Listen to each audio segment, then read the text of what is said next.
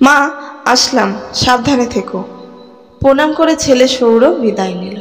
আনমনা হয়ে কণিকা দেবী তাকিয়েছিলেন রাস্তার দিকে। চোখ দিয়ে জল গড়িয়ে পড়ছিল অঝরে। কত স্বপ্ন ছিল নাতি নাতনিকে নিয়ে সুখে সংসার করবেন, কিন্তু তার হলো না। জীবনের শেষ দিনগুলো তাকে এই বৃদ্ধাশ্রমেই কাটাতে হবে। নিজেকে ভীষণ একা আর অসহায় মনে হলো ওর। সারাটা জীবন ধরে এত সংগ্রাম করেও একটুও সুখের মুখ দেখা হলো না তার। কাঁদলে কিন্তু ভীষণ খারাপ দেখতে লাগে তোমায়। চেনা ডাকে চমকে পিছন ফেরে কণিকা দেবী। এ কি পরিতোষ, তুমি এখানে? কিছু সময়ের জন্য নির্বাক হয়ে তাকিয়ে রইলেন তিনি। বিশ্বাসই করতে পারছিলেন না। সম্বিত ফিরলেই বলে উঠলেন, সব ভুলে কোথায় ছিলে এতদিন? কেন চলে গেছিলে, কেন বলো? কি অপরাধ ছিল আমার? শুধু তো ভালোবেসেছিলাম। পরিতোষবাবু হেসে উঠলেন। কনি, বয়স বাড়লেও দেখছি তোমার ছেলে মানুষই যায়নি এখনো। যেদিন তুমি সবাইকে ছেড়ে আমার কাছে এসেছিলে, সেদিন আমি তোমায় ফিরিয়ে দিয়েছিলাম।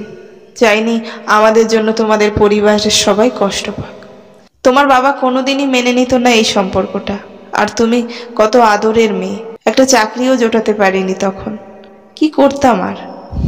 চোখের জল মুছতে মুছতে কণিকা দেবী বললেন, শুধু পরিবারের লোকের কষ্ট আর আমার কষ্টটা? কতদিন অপেক্ষা করেছি তোমার জন্য, কত চিঠি লিখেছি জানো? কতদিন আমাদের প্রিয় জায়গা সেই কৃষ্ণচূড়া গাছের নিচে একা দাঁড়িয়ে থেকেছি, কিন্তু তুমি আসনি। প্রতিটা দিন মানসিক যন্ত্রণায় ছটফট করেছি আমি। একবারও কি মনে হয়নি আমার কথা?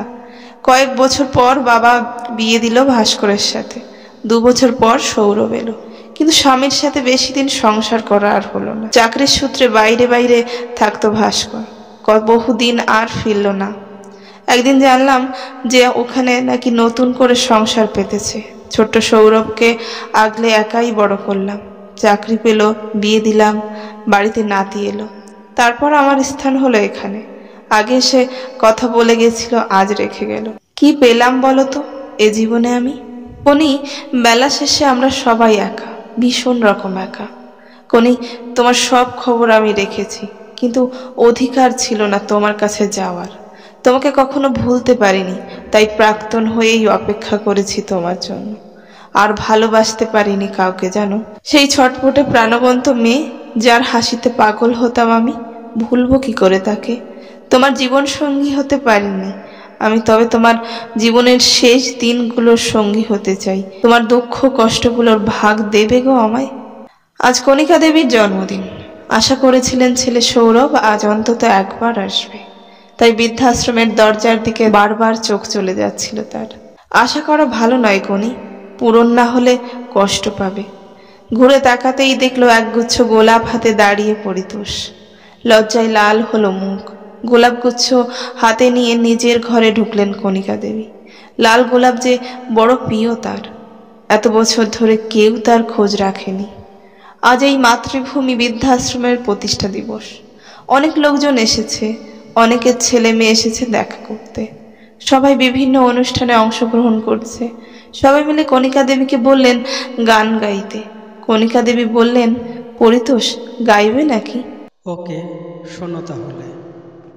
আমার সোনার ময়না পাখি,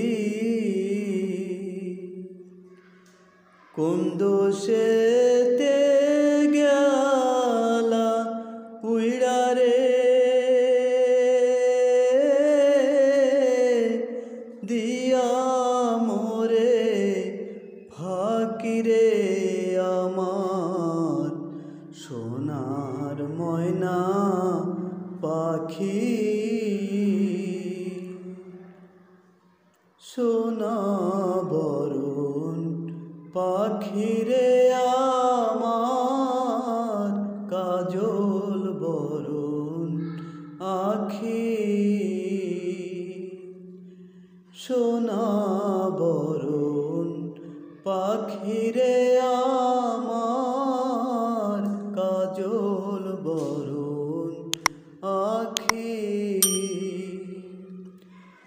দিবানিশি মনে চায় রে, বান্ধা তোরে রাখি রে আমার সোনার ময়না পাখি